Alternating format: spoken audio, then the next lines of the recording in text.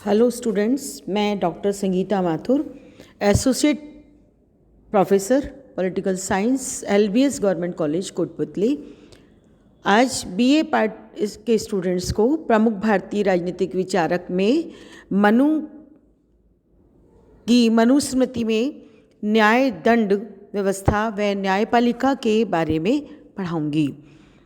जैसा कि हम सबको मालूम है कि मनुस्मृति में न्याय के सैद्धांतिक, संस्थागत व व्यवहारिक पक्षों का व्यवस्थित विवेचन हुआ है। ग्रंथ में अपराधों व दंड के संबंध में भी विस्तार से प्रकाश डाला गया है। सबसे पहले हम इस व्यवस्था के अंतर्गत जो देखना चाहेंगे वो है शासक की न्यायिक शक्ति एवं उसकी मर्यादाएं।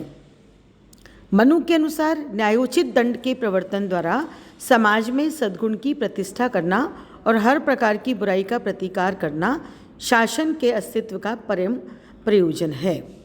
मनु के मत में राज्य द्वारा संप्रभु शक्ति के प्रयोग का औचित्य तभी है जबकि उसका प्रयोग निष्पक्ष रीति से हो। उपयुक्त परिस्थिति में सिद्ध दोष अपराधी को बिना किसी राग, द्वेष एवं पक्षपात के दंडित करने के द्वारा किए गए न्यायिक कृत्य को मनु ने शासक के यम व्रत के रूप में व्यक्त करते हुए एक पवित्र स्तर प्रदान किया है।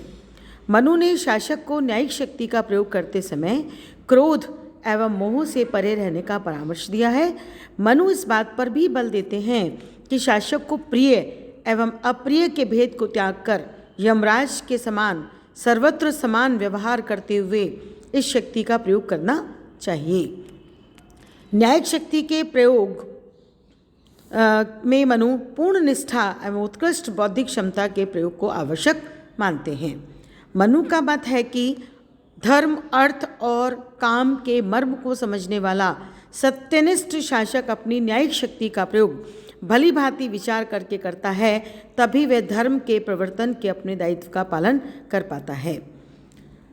मनु का मत है कि न्यायनिष्ठ रीति से दंड का प्रवर्तन करने के अपने दायित्व के निर्वाह के द्वारा शासक प्रजा की शांति, सुरक्षा एवं जीवन के सार्थक निर्वाह को सुनिश्चित करता है ताकि प्रजा के सदस्य धर्म, अर्थ, काम की साधना कर सकें, यानी त्रिवर्ग को वो प्राप्त कर सके। और वस्तुतः शासक की यह भूमिका उसे समस्त लोगों के लिए प्रिय एवं स्वीकार्य बनाती है।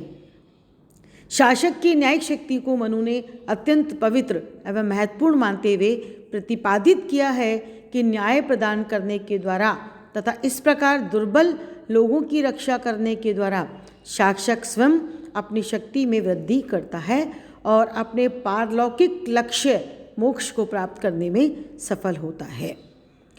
मनु ने न्यायिक कार्य में शासक को धर्म से शासित होने का परामर्श दिया है और धर्म के सार्वभौमिक लक्षणों के अतिरिक्त न्यायिक कार्यों में समाज की मान्य परंपराओं एवं अभिसमयों आदि को भी महत्व प्रदान किया है।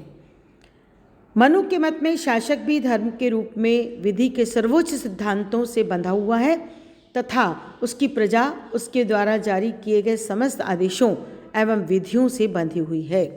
शासक एवं प्रजा दोनों पर विधि की सत्ता की सर्वोच्चता मनु के अनुसार प्रजा को संरक्षण प्रदान करती है और इस तरह की विवेचना से स्पष्ट है कि मनुस्मृति शासक में सर्वोच्च न्यायिक शक्ति का निदान करते हुए भी न्यायिक शक्ति के मर्यादित उपयोग की अपेक्षा करती है।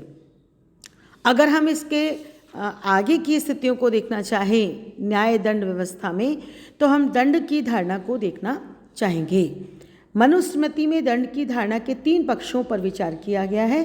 प्रथम, दंड का क्षेत्र, द्वितीय, दंड का प्रयोजन और तृतीय, वह प्रक्रिया जिसके अधीन दंड को समाज में परिवर्तित किया जाता है, लागू किया जाता है।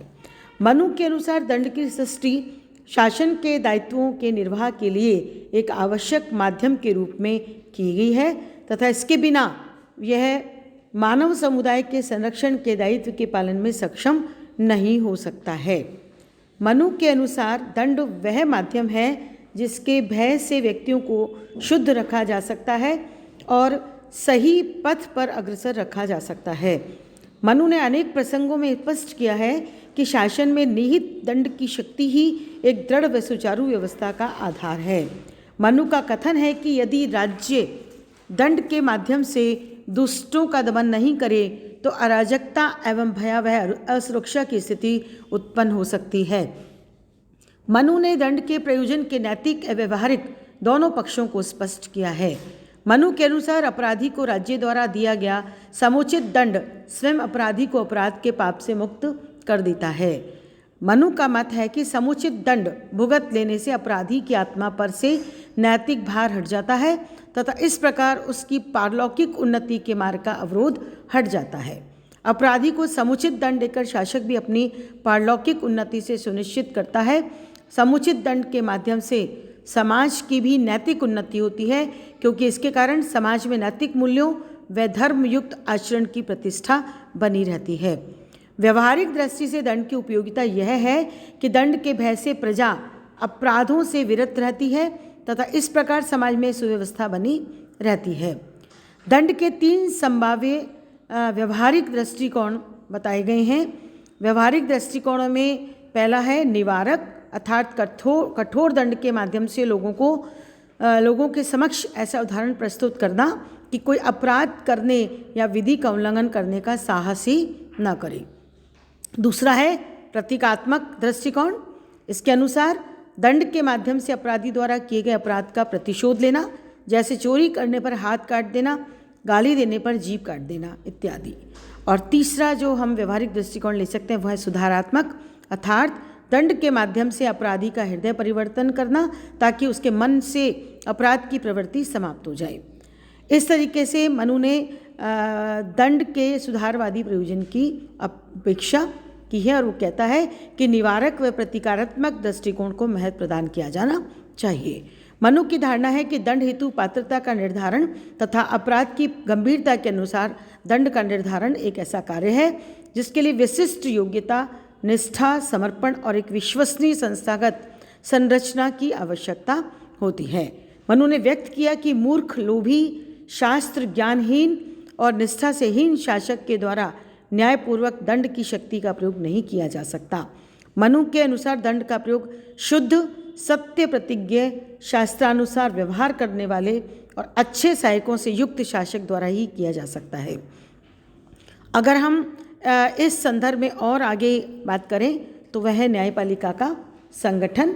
और यहाँ पर मनु कहता है कि राजा को राज्य के न्यायिक निकाय के औपचारिक अध्यक्ष का स्तर प्रदान किया गया है। मनु ने स्पष्ट प्रतिपादित किया है कि राजा को न्यायिक कार्यों के निरीक्षण हेतु न्याय सभा में सदैव ऐसे ब्राह्मणों व पार्षदों के साथ ही बैठना चाहिए जो कि विधि के ज्ञान में पारंगत हों तथा न्यायिक शक्ति के प्रयोग के लिए दोषमुक्त परामर्श दे सकें।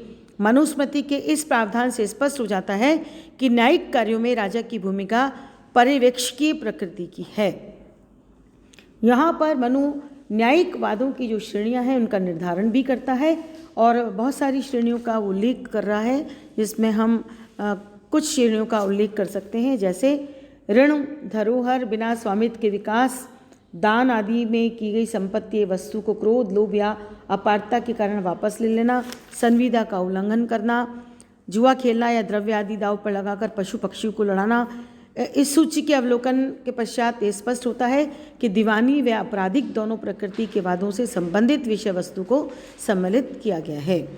यहाँ पर मनु नेक्स्ट इसी कड़ी में लेता है न्यायाधीशों की योग्यता को, और न्यायाधीशों की योग्यता में उसका मानना है कि विशिष्ट योग्यताओं का निर्धारण न्यायाधीशों के लिए होना चाहिए।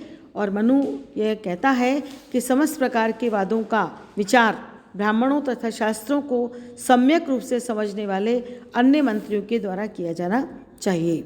मनु के अनुसार न्यायाधीश को विद्वान ब्राह्मण होना चाहिए। मनु ने न्याय कार्य में नियुक्त ब्राह्मण से वेदों, स्मृतियों व अन्य शास्त्रों में पारंगत होने की अपेक्षा की है। सारतः मनु न्यायाधीश के पद पर ऐसे व्यक्तियों की नियुक्ति की अपेक्षा करते हैं जिनकी निष्ठा व निष्पक्षता संदेह से परे हो तथा जो विधि व शास्त्रों में भली भांति पारंगत हों। यहाँ पर मनु अपराधों व दंडों का भी वर्गीकरण करता है और बताता है कि किस तरीके से अपराध या दंड जो हैं उनको निर्धारित किया जाना चाहिए। मनु के अनुसार अपराध के गुण व दोष को जानते हुए चोरी करने पर शूद्र को 8 गुना, वैश्य को 16 गुना, क्षत्रिय को 32 गुना, ब्राह्मण को 64 या 100 या 128 गुना दोष होता है।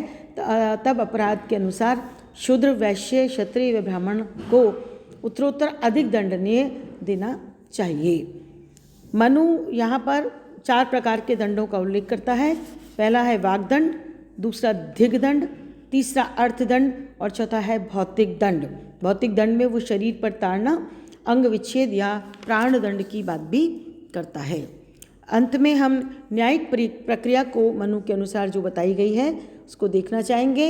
इससे पहले हमने एक टेबल भी देखी है अपराध और दंड की, और न्यायिक प्रक्रिया के संदर्भ में मनु का कहना है कि न्यायिक प्रक्रिया के दौरान साक्ष्यों के अतिरिक्त अपराधियों के भी निर्धारित अधिकारों को मान्यता प्रदान की जानी चाहिए तथा यह निर्धारित किया जाना चाहिए कि जहाँ तक संभव हो अपराधी को बचाव का पूरा अवसर मिलना चाहिए। और प्रक्रिया के दौरान मनु कहता है कि दीवानी वादों तथा आपराधिक वादों के संबंध में खुले न्यायालयों में मुकदमों की व्यवस्था पर बल दिया गया है और दावे अथवा अपराध के निर्धारण की प्रक्रिया को मनु ने व्यवहार की संज्ञा दी है।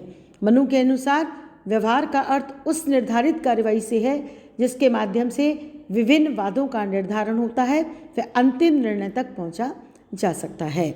इस प्रकार मनुस्मृति में प्रतिपादित न्याय व्यवस्था के विवेचन से स्पष्ट होता है कि मनु ने न्याय को राज्य का एक महत्वपूर्ण दायित्व मानते हुए न्यायिक प्रणाली के विभिन्न पक्षों का एक व्यवस्थित विवरण प्रस्तुत किया है। धन्यवाद।